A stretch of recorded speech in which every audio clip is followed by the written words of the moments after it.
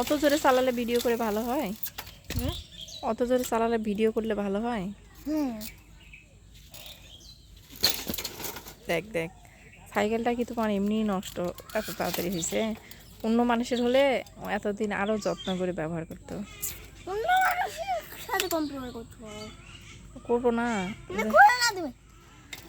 এটা নষ্ট হলে তোমাকে একটা মজবুত সাইকেল কিনে দিব। এটা নষ্ট হলে কোথায়? নানিমার বাসায় দিব, এসে এসে চালাই যাবে। কে যখন আসবে তখন চালাবে। হাকিস কোম্পানি কিনে ঠিক আছে। কোম্পানি।